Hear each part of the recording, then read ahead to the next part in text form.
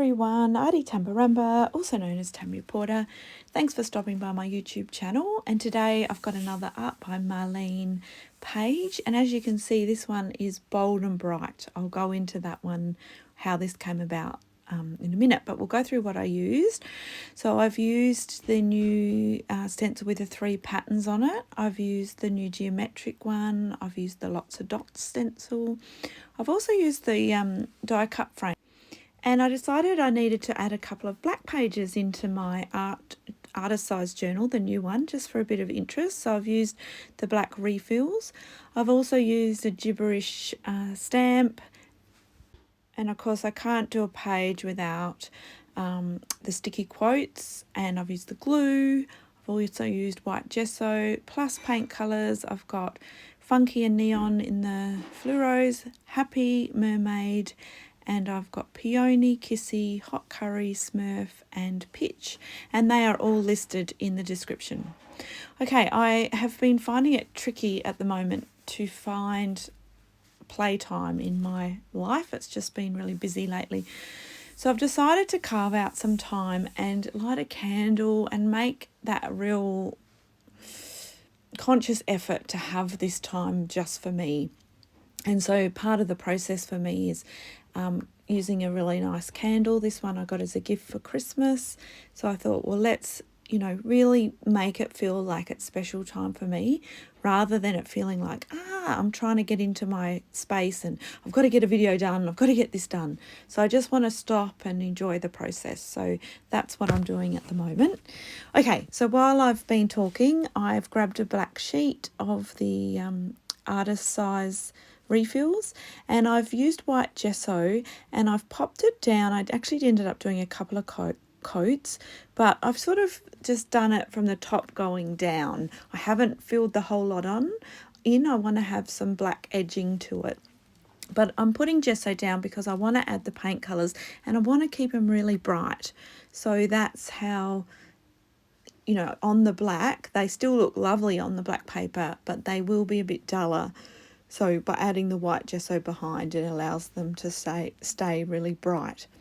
I also, from the die cut frames, I've grabbed a few of the strips where I hadn't used the whole border, and I thought these will look great. I've got something in mind. So I guess where this page has come from is that before I did art journaling, I used to do scrapbooking, and I kind of morphed into paper crafting and then adding paint to my pages. And this technique was one of my favourite ways to do a bright background on some black cardstock. So I'd add the gesso first, and then I'd actually just add paint in little strips and sort of lines.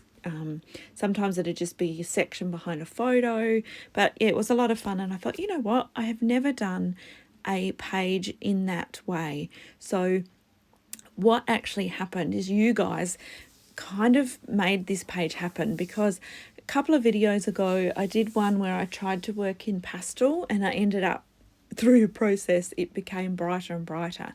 So you were all in your comments, which was so beautiful, like, Tam, you are colour, you are bold and bright, you are. And I thought, you know what, I am. Sometimes it's nice to play and push ourselves out of our comfort zone, but it's also nice to just go, yep, this is what I like. This is what feels really creative and mindfulness for me. So that's what I'm going to do. So while I've been chatting to you about how you guys started this page, I have just been adding the paint straight from the tubes of the Art by Marlene paint, and then just swiping it with my fingers and just letting the layers build up. Marlene's paints dry super quick, so this is a really easy, fun way to create an instant background. Okay, so now what I want to do is I want that bright colour that you can see to look like it belongs, like it's not, I kind of want it to look like it's not on top of the page, but I've sort of put the black onto it, if that makes sense. So that's why I left the border a little bit higgledy-piggledy, and I've actually come in with the Gibberish stamp and black ink just to add some black back onto the colour. And then I'm doing the same, just adding some black paint and very quickly pulling it up using the resist technique, by putting the stencil down and pulling the black through that. And you'll just see how that sort of morphs the black into the page. So it kind of looks like your page was perhaps all the bright colours and you've added the black to it. I hope that makes sense. I also did with a little bit of stenciling in the other way as well, where I stenciled with a artist sponge through, but I haven't done that in a lot of areas. I've just kind of done it so it looks like it's creeping in. Okay, now I'm using my sticky glue just to glue down some of those strips that are in the die cut frames, and I did cut them all in half because they just appeared a little bit wide on the page. And I guess my challenge now is I want them to look like I've put them there. I don't want it to look like a piece of paper stuck on. I want it to look like I've hand drawn them, I've painted them on. So I need to morph them into the background. So to do that, I am just coming in with the Lotsa dot stencil and using my markers. I love doing this. This is something I've just discovered recently. So of course, when Tam discovers something new, she does it over and over and over. So I'm just using the markers through the Lotsa dot stencils in different colours, just in different places, just to create a really nice line of dots and different colours, and just so it's not too stripy, it's kind of adds to the whole layering effect. What else have I done here? So now I've come in with a black marker. So I want, as I said, those paper bits to look like they belong. So I'm just adding a bit of black in between, as though that, you know, is all meant to be there, and I have added everything. So I hope this makes sense. So that sort of just joins them into the background.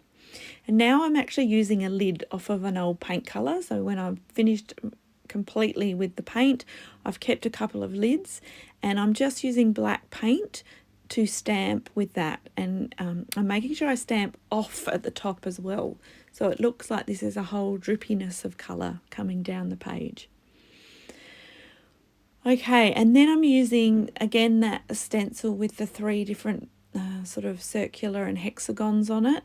And I just traced a couple of the hexagon sort of shapes onto the background in 3 areas. So when adding, I make sure I do at least 3 areas. So I hope all that makes sense. So now I'm coming in with my white marker, and I'm just going over some of the white marks I'd already done. I find the white just needs a couple of coats to really stand out off of the page. So now it's time to come in with a quote. So I found the Bold and Bright. I thought, oh, that matches perfectly with how you guys got this page going. And so I've stuck that on towards the bottom, and I've just added in white pen. Is just the way I like it. So Bold and Bright is just the way I like it. And it was just a reminder to myself that I don't have to always reinvent the wheel. I can just create my style, and just for the pure joy of it, and share that with you all.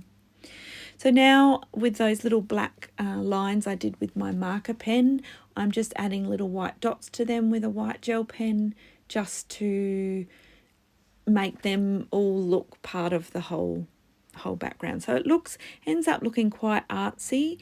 This is the neon funky neon pink, and I'm just doing a few dots with that, and then finally just a few black splatters, and that's the page done.